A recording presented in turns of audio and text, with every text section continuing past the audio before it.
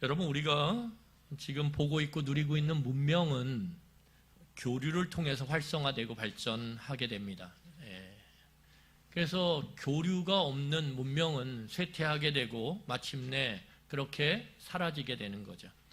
그래서 각 나라가 소유한 것들을 서로 주고받는 이러한 교류의 과정을 뭐라고 얘기하냐면 무역이라고 이야기합니다. 나라 사이에도 무역이 활성화돼야 문명이 발전을 하고 문명이 활성화되며 그렇게 세상이 더 풍요로워지는 것, 그것이 지금 우리가 누리고 있는 삶의 결과 그리고 모습입니다. 그래서 나라든 개인이든 고립되어지면 결단코 성장이 되지 않습니다. 여러분, 그래서 우리가 개인으로서 살아갈 때도 우리의 삶이 성장하고 활성화되려면 끝없이 교류를 하셔야 돼요. 근데 제가 성격이 아니요. 그 성격을 넘어서서 교류할 수 있는 방법은 얼마든지 있습니다. 그러니까 다른 사람들과 교류를 통해서 우리는 영향을 주고받고 그 영향을 주고받음을 통해서 우리는 성장하게 돼 있어요. 여러분, 이 각 나라가 무역이 활성화되는 시기가 언제냐면 15세기입니다. 15세기. 이 15세기에 유럽과 아프리카가 무역을 활성화하게 되면서 문명의 발달이 폭발적으로 이렇게 일어나게 돼요. 이 15세기에 유럽을 중심으로 대항해 시대가 열리거든요. 이 대항해 시대를 열 수 있었던 가장 중요한 것이 무엇이냐면 새로운 배의 출현이에요. 새로운 배. 그러니까 15세기 전에는 어떤 배가 주로 사용됐냐 하면 갤리온이나 또는 갈리온이라고 말하는 배가 주 배였어요. 이 유럽 사회에. 이 갈리온이라고 하는 배의 특징이 뭐냐면 노를 저어서 간다라는 거예요. 그렇기 때문에 속도는 빠른데 멀리 가질 못해요. 여러분, 인력을 통해서 그걸 하려니 힘이 빠지지 않습니까? 그러니까 멀리 갈 수가 없어요. 또 짐을 많이 실을 수가 없어요. 그런데 15세기에 새로운 배가 출현하게 되는데 그게 바로 범선입니다. 범선은 여러분도 아시는 것처럼 돛대가 있죠. 그 갑판 위에 솟은 여러 돛대들이 있습니다. 그 돛대에 천으로 만들어진 돛이 달려요. 그러면 이 돛이 달린 이 범선은 그 바람이 많이 부는 바다 위에서 그 바람을 이용해서 움직이게 되는 것입니다. 그래서 어마어마한 큰 범선들이 만들어지고 거기에 물건을 가득 싣고 그 풍력, 바람의 힘을 이용해서 이제 가고자 하는 곳으로 움직이게 돼요. 그러면서 무역이 활성화되고 문명이 발달을 하게 된 거죠. 여러분, 그런데 이 돛대, 특히 주돛대라고 얘기하는 주돛대가 있는데 이 돛대에는 끈들이 메어져 있습니다. 왜냐하면 이게 부러지면 그 범선은 그 바다 한가운데서 오도 가도 못하는, 그래서 그냥 그 안에 있는 모든 사람들이 그 바다 한복판에서 뜨거운 햇빛 가운데서 그냥 죽어버리거든요. 그러니까 이 주돛대가 너무 중요하단 말이에요. 그래서 이 주돛대를 지탱하기 위한 끈들을 여러 개를 갑판과 연결을 해서 보호를 합니다. 그런데 이 돛대가 튼튼하지 못하면 바람이라고 하는 것이 이 범선에는 저주가 돼요. 돛대가 부러졌는데 바람이 분다. 그러면 그 배는 마치 이제 끝난 것처럼, 모든 것이 끝난 것처럼 여겨질 정도로 그렇게 절망 가운데 놓일 수밖에 없는 존재가 된다라는 거예요. 그런데 주돛대가 튼튼하면 그 배는 그 바람을 이용해서 그 돛대의 방향을 바꾸면서 바람을 이용해서 가고자 하는 곳으로 갈 수 있죠. 그래서 중요한 것은 무엇이냐 하면 바람 자체가 아니에요. 여러분, 우리는 바람 자체가 중요하다라고 생각할 수 있지만 그 바람은 배의 돛대의 상태에 따라서 복이 될 수도 있지만 저주가 될 수도 있다라는 거예요. 여러분, 일주일 이렇게 지내다 보면 우리가 뭐 이렇게 왔다 갔다 하게 돼요. 그러다 보면 일주일에 한 번씩은 꼭 사람들이 가장 길게 줄을 선 장소가 있어요. 그게 바로 로또를 판매하는 상점이죠. 여기도 중심상가 가면 역 가기 전에 있어요. 거기 보면 줄을 쫙 서 있어요. 아, 로또를 사는구나. 그렇게 생각을 하죠. 사람들의 마음은 돈을 쉽게 그리고 빠르게 많이 그렇게 벌기를 원해요. 이게 모든 사람의 마음 아닙니까? 쉽고 빠르고 많이. 여러분, 그런 간절한 사람들의 마음이 한꺼번에 한순간에 모이는 곳이 어디예요?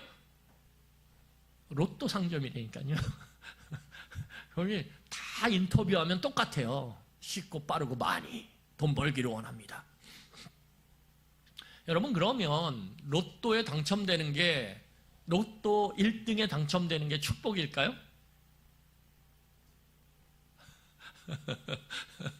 아니, 대답을 솔직하게 하셔야죠. 저는 축복 같은데요. 예. 로또 1등에 당첨되는 게 복을 받는 거일 수 있어요. 왜요? 내가 원하는 게 이루어지는 거잖아요. 그렇죠? 원하는 게 이루어진다. 그걸 복이라는 것과 우리가 일치시킨다면 로또 1등에 당첨되는 게 복이죠. 하지만 놀라운 사실은 뭐냐면 그 로또의 1등에 당첨돼서 얻는 그 엄청난 돈, 너무 쉽고 빠르고 많이 얻게 되는 그 돈, 그런데 그 돈 자체가 중요한 게 아니라 그 돈은 축복이 될 수도 있고 아니면 저주로 바뀔 수도 있다라는 거예요. 그러니까 그 돈 자체가 중요한 게 아니에요. 바람 자체가 중요한 게 아니에요.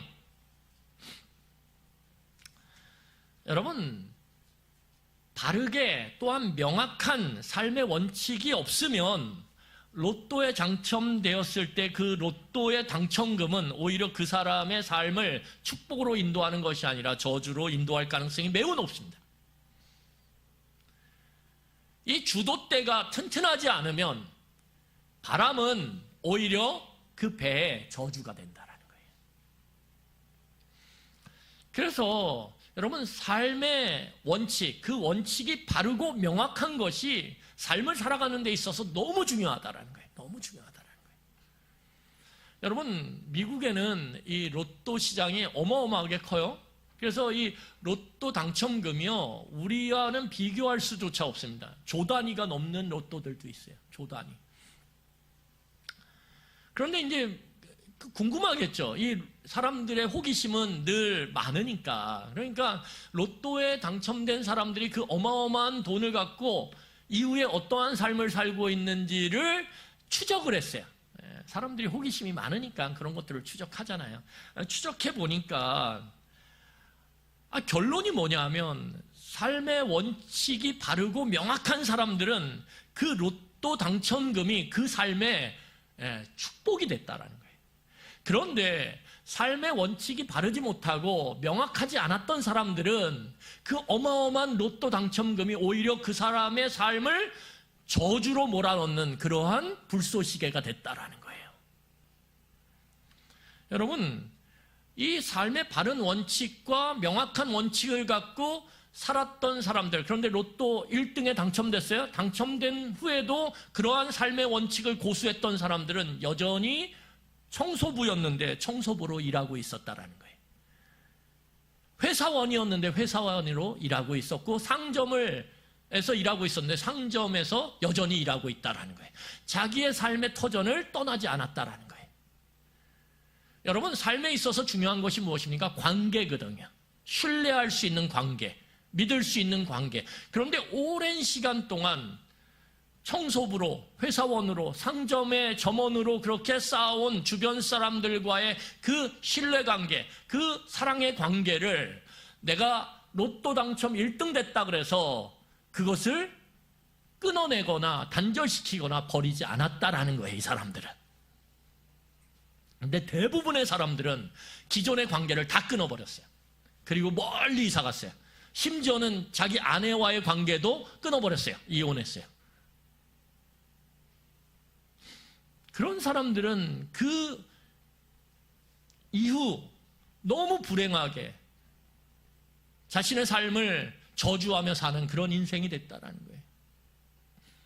여러분, 또 하나 무엇이냐면 이들이 로또 당첨이 축복을 누리는 삶으로 그렇게 끌고 갈 수 있었던 또 다른 원칙이 뭐냐면 자기가 받은 그 어마어마한 로또 금액을 주변 가족들, 친척들에게 나눠줬다라는 거예요. 그리고 자신의 그 당첨금의 많은 부분을 지역사회의 약자들에게 기부를 했다라는 거예요. 그러니까 이 사람은 오히려 로또 당첨이 된 후에 지역사회 내에서 그들의 가족과 친척 사이에서 훨씬 더 좋은 관계를 유지하며 그렇게 살아갈 수 있었다라는 거죠. 그럴 때 이 로또 당첨 1등 이 금액이 그 삶을 더 풍요롭게 만드는 축복이 되었다라는 거예요. 여러분, 복은 그 복 자체보다 복을 다루는 태도가 중요합니다. 돈은 그 돈 자체보다 돈을 다루는 태도가 중요한 거예요. 여러분, 명예도 그 명예 자체가 중요한 게 아니라 그 명예를 갖게 되었을 때 그것을 다루는 태도가 중요한 거예요. 여러분, 권력도요, 권력을 소유하게 되는 게 중요한 게 아니라 그 권력을 다루는 태도가 바른 원칙과 명확한 그러한 원칙 가운데서 권력을 다루지 않으면 오히려 그 권력이 자신의 삶을 모두 다 송두리째 다 태워버릴 만큼 위험하다라는 거예요. 여러분, 그래서 복을 복으로 누리는 것, 이게 참 귀한 거죠. 복을 저주로 누릴 수도 있어요. 그런데 복을 복으로 누리기 위해서는 첫 번째, 바르고 명확한 삶의 원칙을 세워야 돼요. 여러분, 오늘 한 해를 마무리하면서 우리가 기억해야 될 것은 무엇이냐면 우리는 하나님께서 복을 주시는 존재예요. 하나님이 뭐라고 말씀하시냐면 시편 115편에 너는 내 복을 받는 존재다 이렇게 말해요. 하나님의 백성을 향해서 내 복을 받는 존재다. 여러분, 우리는 하나님의 복을 받는 존재로서 그 복을 복으로 누리기 위해서 바른 원칙과 명확한 원칙을 우리가 세워야 합니다. 어디로부터? 성경으로부터. 그리고 두 번째는 무엇이냐면 그 세워진 원칙을 적극적으로 내 삶에 적용하셔야 돼요. 적극적으로. 여러분, 적용하지 않는 원칙은 아무 의미가 없습니다. 여러분, 적용하다, 적용 이렇게 할 때 이 적용이라고 하는 말이 어디에 쓰이냐면 이게 적용 그러면 제가 죄송합니다. 어플리케이션이거든요. 어플리케이션. 근데 이 어플리케이션이라고 하는 단어가 어디 쓰이냐면 우리가 연고나 이런 약 같은 거를 보면요. 약에 영어로 이렇게 외국에서 산 약들을 보면 거기에 연고제 이런 것들을 어플리케이션, 발라라 이렇게 돼 있어요. 연고를 바르는 게 어플리케이션입니다. 그러니까 연고를 안 바르면 연고를 가지고 있어도 의미가 없어요. 그렇지 않습니까? 아, 나 연고 있어. 이거 바르기만 하면 나. 근데 안 발라. 그러면 무슨 의미가 있겠어요? 그럼 어떻게 하셔야 돼요? 적극적으로 빠짐없이 발라야죠. 어플리케이션 해야 된다라는 거예요. 적용해야만 내 삶이 나아진다라는 거예요. 원칙을 세우고 그 바른 원칙을 적극적으로 구체적으로 내 삶에 적용할 때 여러분, 우리는 하나님이 주시는 그 복을 복으로 누릴 수 있게 되는 것입니다. 오늘 성경을 보면 이스라엘 백성들이 40년간을 어디서 살아요? 광야에서 살아요. 광야에서. 그런데 이제 이스라엘 백성들이 그 40년의 광야길을 마무리하면서 이제 곧 가나안 땅에 들어가게 됩니다. 여러분, 생각해 보세요. 단순하게 땅이 없었는데 땅이 있어요. 그러면 이게 복입니까? 복이 아닙니까? 어려운 문제예요, 이게? 복이죠, 복이죠. 아니, 한 평의 땅도 없었는데 한 평 이상의 땅을 얻게 되면 복이죠. 여러분, 정말 아무것도 잉태할 수 없는 땅, 광야는 불임의 땅이에요. 아무리 심어도 거기에서 아무것도 나지 않아요. 여러분, 그런 땅을 그냥 40년 동안 방황하고 걸었어요. 그런데 이제 심기만 하면 뭔가는 나. 그런 땅을 얻게 되는 거 복이에요, 아니에요? 복이죠, 복이죠. 여러분, 가나안 땅은 이스라엘 백성들에게 복이에요. 엄청난 복이에요, 엄청난 복이에요. 이거는 상상할 수조차 없는 복이라는 거예요. 그런데 이게 복인데 이 복이요 저주가 될 수 있다라는 거예요. 하나님은 그래서 이 민수기 말씀과 신명기 말씀을 보면요, 야, 복이 저주가 될 수 있어 끊임없이 경고하세요. 끊임없이. 근데 우리는 이 경고를 안 들어. 하나님이 우리에게 물질을 주시고 우리에게 권력을 주시고 지위를 주시고 명예를 주시고 지식을 주시고 자식을 주시고 주실 때 하나님은 우리에게 경고의 문구를 붙여요. 야, 이거 복이지만 저주가 될 수 있어. 그러니까 꼭 기억해. 그런데 우리는 귓등으로도 안 들어요, 그걸. 여러분, 땅이 분명히 복이에요. 그런데 그 땅이 이스라엘 백성의 마음을 갈기갈기 찢어놓는 너무 위험한 시험거리가 될 수 있다라는 거예요. 돈이 복인데 그 돈이 여러분들의 마음과 여러분들의 관계를 다 갈기갈기 찢어놓는 아주 위험한 시험거리가 될 수 있다라는 거예요. 권력도 마찬가지고요.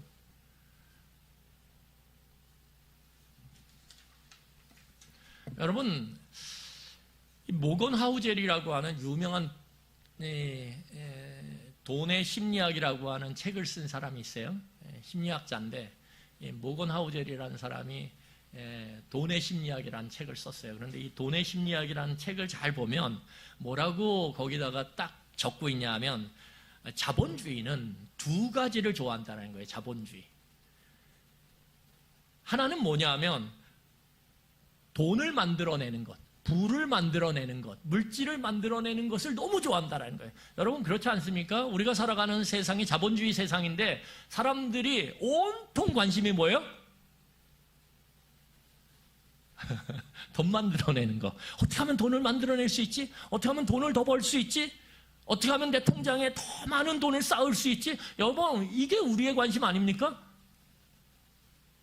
두 번째는 뭐냐 하면 부러움을 만들어낸다라는 거예요. 이 자본주의 사회는 돈을 만들어내는 것, 그리고 부러움을 만들어내는 것에 관심을 갖고 좋아한다라는 거예요. 그리고 이 두 가지는 항상 같이 움직인다라는 거예요. 이 돈과 부러움은 항상 같이 움직인다라는 거예요. 여러분, 그래서 이 교회 공동체 안에서 돈을 자랑하지 마세요. 아셨죠? 돈 자랑하는 거 굉장히 어리석은 일이에요. 여러분 친구 사이에서, 여러분 가족 사이에서, 여러분 이 교회 공동체의 형제자매 사이에서 돈을 자랑하는 것, 은근히 야, 나 얼마 올랐어, 나 얼마 벌었어, 나 요번에 월급이 올랐어, 그런 거 자랑하지 마세요. 그런 이야기 안 해도 할 얘기 엄청 많아요. 말씀 얘기하세요. 말씀이 내 삶에 내 약함 가운데 어떻게 적용되는지 이야기하세요. 약함을 얘기하세요. 강함을 얘기하지 마시고. 왜요? 강함을 얘기하면 그 공동체의 성질이 비교와 시기 공동체로 변질되어져요. 여러분 친척 사이에서 자식 자랑하고 돈 자랑하고 권력 자랑하고 해보세요. 그럼 어떻게 될까요? 그걸 듣는 사람들이 야, 다음에 또 만나 그럴까요? 아니에요. 만나기 힘들어하고 불편해해요. 그러니까 지혜로우면, 관계를 여러분 잘 형성하고 싶으면 내게 주어진 것들을 자랑하지 말고 그것들로 소리 없이 소문 없이 섬기세요. 밥값 먼저 내고요. 친척들 모이면 몰래 그 자녀들에게 어떻게 해요? 조카들에게 용돈 찔러주세요. 그러면 그것이 관계를 풍요롭게 만들어요. 그런데 그런 거 하나도 안 하면서 어떻게 해요? 자랑만 하면 모든 관계가 다 끊어집니다. 그리고 변질되어져요. 시기와 질투의 공동체로. 여러분, 그 2011년도에 유럽 신경제재단이라고 하는 곳에서 국가 행복 조사를 했어요. 모든 한 150개국이 넘는 그 나라들의 사람들이 행복을 얼만큼 느끼고 있는지, 그리고 그것을 순서로 쫙 매겼어요. 그런데 그때 2011년도에 1위가 된 나라가 어디냐면 부탄이에요. 부탄이라고 하는 나라가 1등이 됐어요. 1위. 그 사람들은 정말 대부분의 사람들이 행복감을 느끼며 살고 있다는 거예요.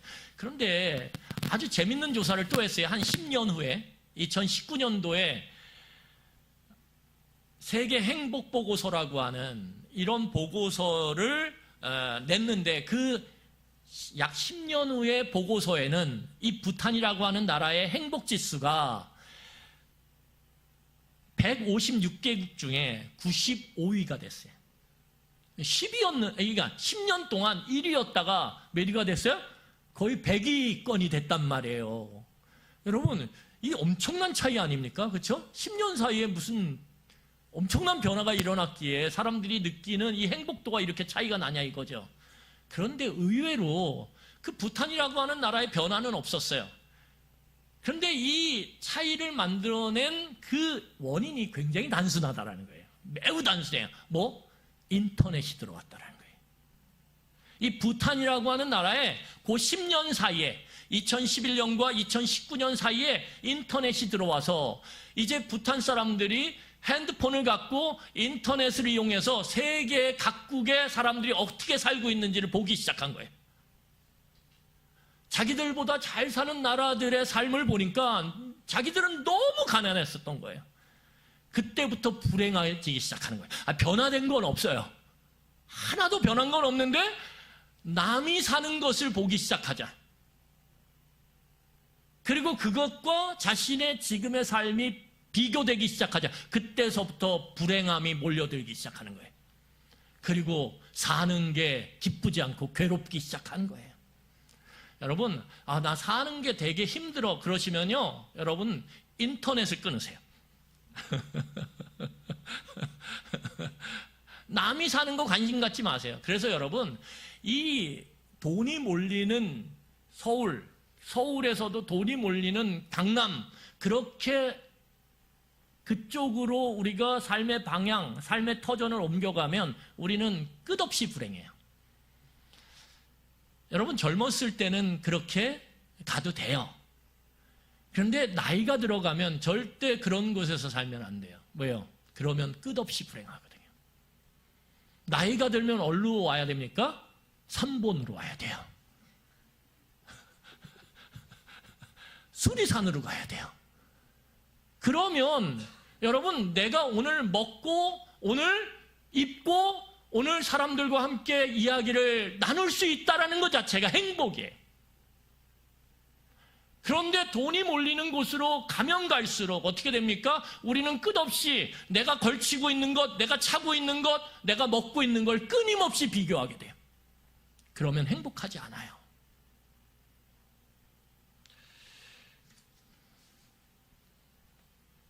여러분, 하나님은 이 땅의 위험성을 아셨어요. 그래서 하나님께서 이스라엘 백성이 그 복을 복으로 누릴 수 있도록, 복이 저주로 누려지지 않도록 오늘 바르고 명확한 삶의 원칙을 제시하고 계세요. 바로 오늘 우리가 읽었던 이것이 이스라엘 백성들이 이제 앞으로 땅을 얻게 될 때 그 땅을 어떻게 다루어야 되는지에 대한 바른 원칙과 태도를 오늘 말씀하고 계신 거예요. 그래야 복을 복으로 누릴 수 있거든요. 여러분, 첫 번째가 무엇입니까? 53절과 54절이에요. 자, 53절과 54절 우리 함께 읽도록 하겠습니다. 같이 읽겠습니다. 시작. 이 명수대로 땅을 나누어 두어 기업을 삼게 하라. 수가 많은 자에게는 기업을 많이 줄 것이요 수가 적은 자에게는 기업을 적게 줄 것이니 그들이 계수된 수대로 각기 기업을 주되. 여러분, 오늘 성경을 보면 하나님께서 이제 이스라엘 백성이 광야 40년을 마치고 이제 곧 가나안 땅으로 들어가게 되고 그 땅을 차지하고 정착하게 될 때 땅을 분배하게 되는데 이 땅 분배의 원칙을 정하세요. 이게 땅이라고 하는 복을 복으로 누릴 수 있는 첫 번째 원칙이에요. 주도대. 그게 무엇입니까? 숫자대로 분배하라는 거예요. 여러분, 너무 합리적이지 않습니까? 많은 숫자를 갖고 있는 지파는 넓은 땅을, 인구수가 적으면 적은 지파는 작은 땅을. 여러분 납득이 가십니까? 안 가십니까? 가시죠. 당연히 가시죠. 이게 하나님께서 제시하신 땅 분배의 원칙이에요. 여러분 이 원칙을 객관적으로 적용하기 위해서 하나님께서는 무엇을 명령하시냐면 이 민수기 끝에 광야 40년 끝에 인구조사를 명령하세요. 왜요? 여러분 인구조사를 해서 각 지파별로 인원수가 명확하게 나와야 그 인원수를 토대로 해서 땅의 크기를 정할 것 아닙니까? 그렇지 않습니까? 객관적인 자료가 없는데 우리 그냥 우리 많이 줘 이러면 분란과 다툼과 싸움이 일어날 수밖에 없어요. 그 분란과 불평과 불만은 결국은 땅이라고 하는 복을 차지했음에도 불구하고 지파들과 지파들 사이의 관계를 무너뜨리고 서로 경쟁하는 관계, 서로 대적하는 관계, 심지어는 내전이 일어날 수 있는 전쟁의 그러한 소용돌이로 그들을 끌고 갈 수도 있다는 거예요. 여러분 이런 일이 많잖아요. 부모가 재산을 상속하는데 그 상속의 문제 때문에 지금까지 우애가 좋았던 자식들의 관계가 다 갈기갈기 찢어져서 자녀들 안에 내전이 일어나고 서로 편을 먹고 첫째와 셋째, 둘째와 넷째 이렇게.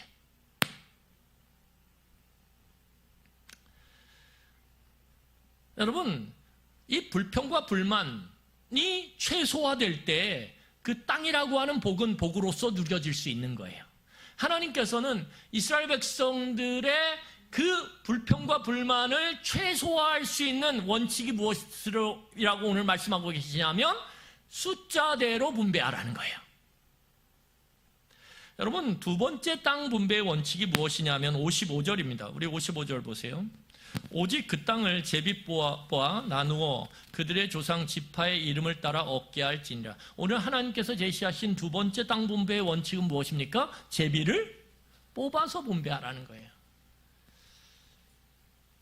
여러분 이게 참 놀라운 거죠. 왜 놀랍냐면 제비를 뽑는다라는 것은 무엇입니까? 어떠한 외부적인 영향력도 영향을 미칠 수 없도록 차단한다라는 거예요. 그렇죠? 여러분 아이들이요 굉장히 쾌감을 느낄 때가 있어요. 제가 저희 아이들 보니까 특히 제 아들 쾌감을 느껴요. 어떨 때 느끼냐면 설거지를 하거나 아니면 뭔가 이렇게 밥을 먹으러 갔을 때 돈을 이렇게 낼 때 아빠가 탁 내면 쾌감이 없어요. 근데 사다리를 타요. 사다리를 타가지고 제가 걸리잖아요. 그러면 똑같이 돈을 내는 건데도 세상을 얻은 것처럼 기뻐해요.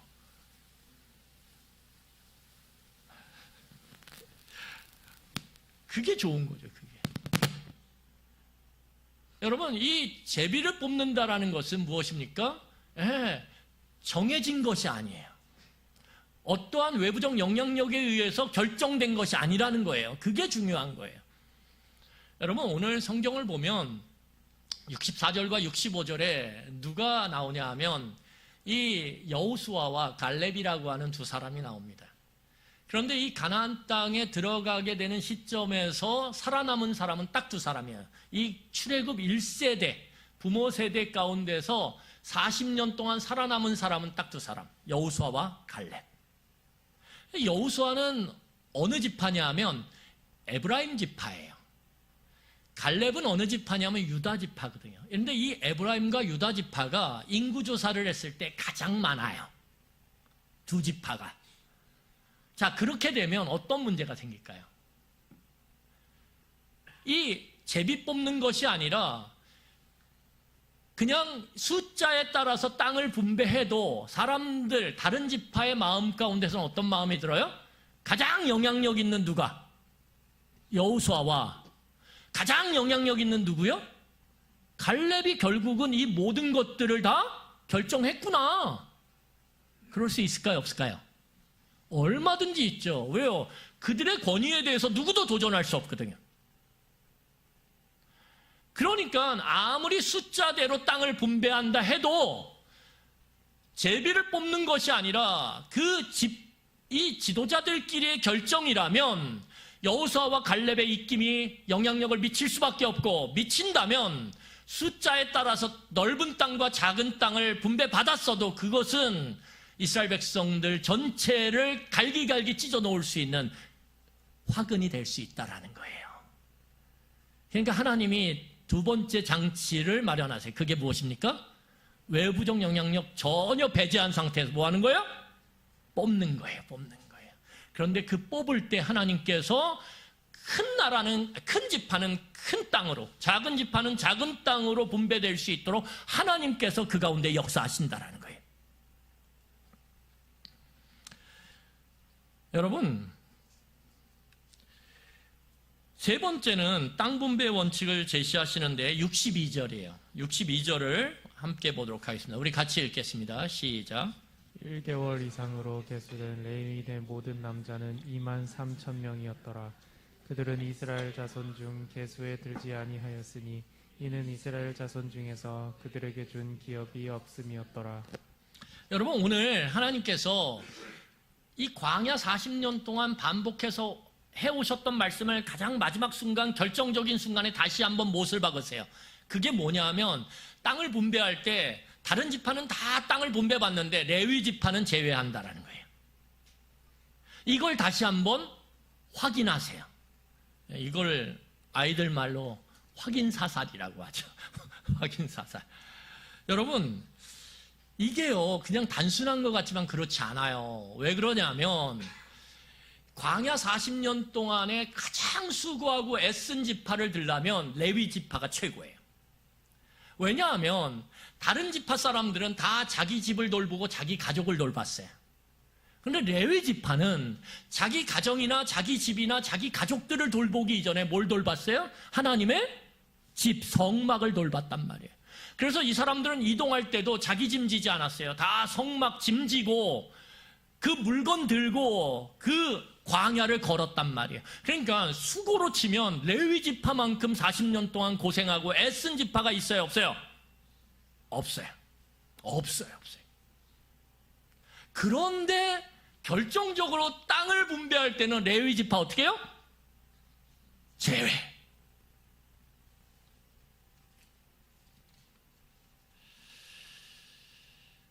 여러분, 굉장히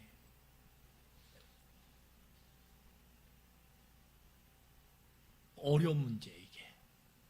내가 수고 제일 많이 했는데, 근데 나는 땅 한 평 받질 못해.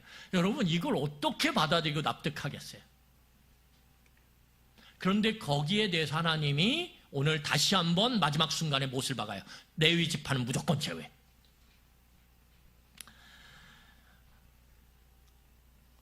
여러분, 이게 얼마나 중요하냐면요, 다른 지파들이 볼 때 아무리 하나님의 그 원칙에 따라서 땅 분배를 했다 해도 불평이 없겠습니까? 불만이 없겠어요?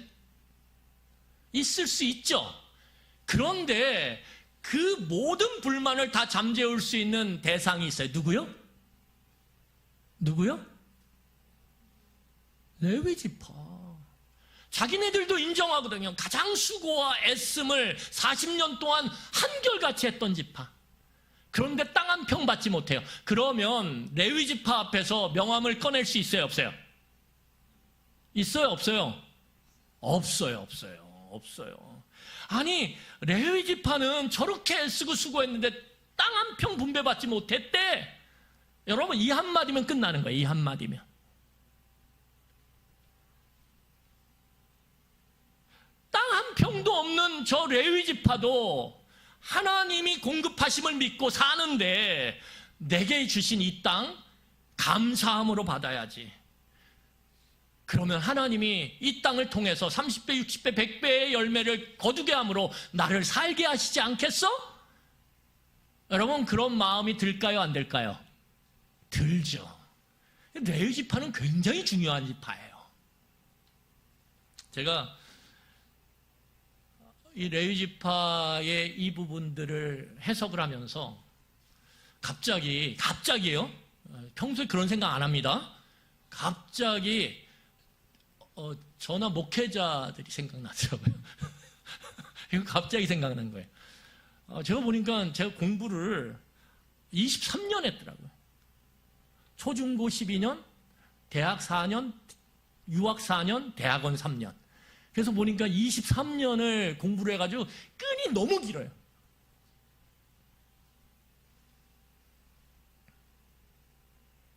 그런데 하나님께서 뭐라고 말씀하시냐면 너는 내가 너의 땅이고 너의 산업이야. 나를 통해서 먹고 살아. 하나님 그렇게 말씀하신다라는 거예요. 여러분, 여러분들의 삶 가운데서 절 보고 위로를 받으세요. 야, 우리 목사님 공부 거의 23년을 저렇게 유학까지 죄송한데 유학 별거 아니에요. 그런데 갔다 왔는데 내가 그래도 목사님보단 잘 먹고 잘 사네? 위로를 받으세요. 위로를 받으세요. 그리고 또 위로를 받으세요. 여러분, 레위 지파에게 뭐라고 말씀하십니까? 너 땅 한 평 받지 못하지만 내가 너에게 너의 산업이 되고 너의 땅이 되고 내가 너를 먹게 살고 할 거야. 이렇게 말씀하시거든요. 여러분, 저를 보면서 위로를 받으세요. 아, 저렇게 사는데도 하나님께서 먹이시고 입히시고 살게 하시네. 하물며. 여러분, 직장 있으시잖아요. 가게 있으시잖아요. 일터가 있으시잖아요. 여러분, 마무리하겠습니다. 오늘 말씀을. 여러분, 이스라엘 백성들에게 주시는 이 땅이 복이에요. 복이 아닌 게 아니에요. 복이에요. 그리고 여러분, 우리는 복받은 자로 하나님께서 지칭하셨어요. 너는 내 복을 받는 자다. 우리는 그래서 복을 누려야 돼요. 그런데 그 복이 정말 복이 되어지고 그 복이 확장되어지고 더 풍성해지려면 여러분, 이 하나님께서 제시하신 이 바른 원칙, 명확한 원칙을 구체적으로 우리의 삶에 적용해야 된다는 거예요. 여러분, 이 세 가지의 원칙 속에 담겨진 하나의 핵심 내용이 무엇입니까? 평화를 지키는 거예요. 평화를 지키는 거예요. 이게 중요해요. 이게. 여러분, 하나님께서 지금 땅을 분배하는 데 있어서 제시하셨던 그 세 가지의 원칙은 하나님과의 평화를 지키는 것, 타인과의 평화를 지키는 것, 나 자신 스스로 평화를 지키는 것과 연결되어 있다는 거예요. 이게 무슨 말이냐?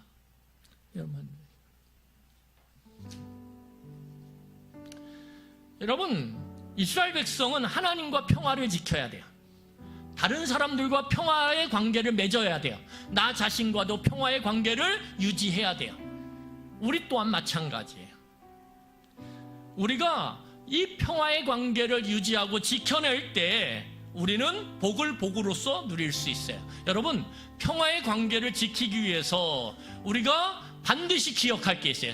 그게 무엇입니까? 첫 번째, 우리가 누리는 지금 모든 것들은 내가 아닌 하나님이 주신 것이고 하나님께 권리가 있다라는 거예요. 여러분, 우리는 우리 삶, 생명으로부터 시작되는 모든 것들의 권리가 우리에게 있지 않아요. 여러분, 우리가 오늘 숨쉬며 일하고 애쓰고 수고함으로 걷게 되는 모든 것들은 생명이 있기 때문이고 그 생명을 주시는 분은 여호와 하나님이시라는 거예요. 그러니까 우리 삶은 무상임차한 거예요. 무상임차. 하나님이 무상으로 우리에게 임대해 주신 거예요. 여러분, 이 생각을 가지셔야 돼요.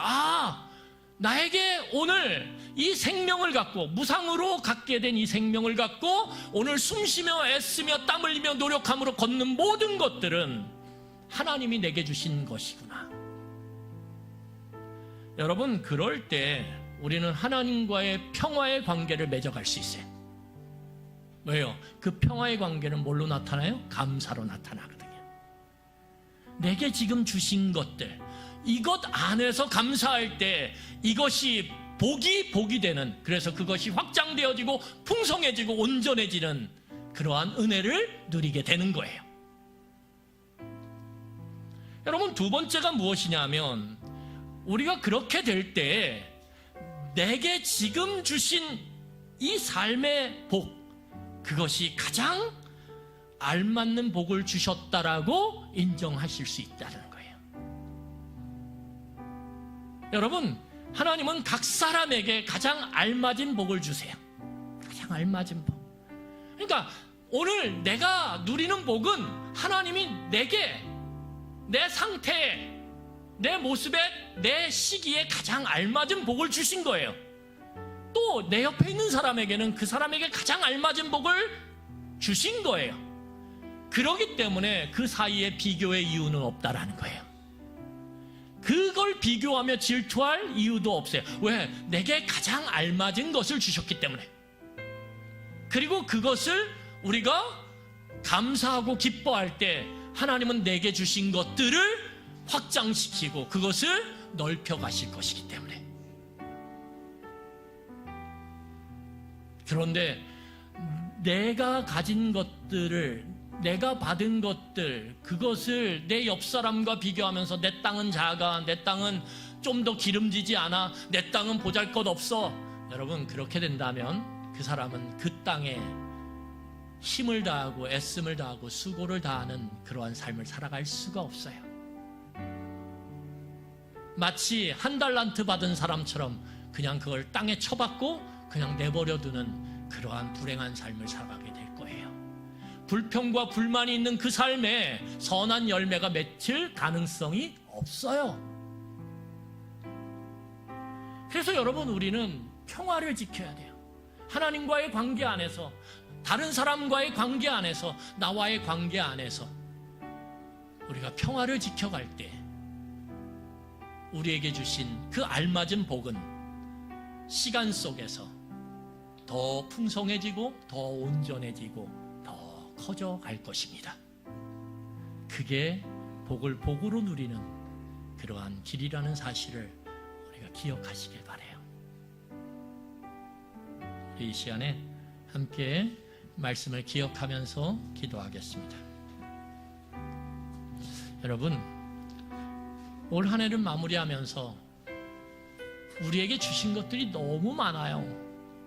그런데 그걸 우리가 복임에도 불구하고 복으로 누리지 못하고 오히려 내 삶을 힘들게 만들고 괴롭게 만들고 억눌리게 만드는 그렇게 저주로 우리가 누렸다라면 이 시간에 하나님께서 제시하신 이 원칙, 이것을 다시 한번 기억하면서 하나님, 2025년도에는 하나님이 주시는 그것이 무엇이든 그것을 복으로 누릴 수 있는, 그리고 그 복이 확장되어지고 커지고 더 풍성해짐으로 그것을 함께 나누고 그것을 함께 베풀음을 통해서 우리의 삶이 더 풍성해지기를 간절히 소망합니다.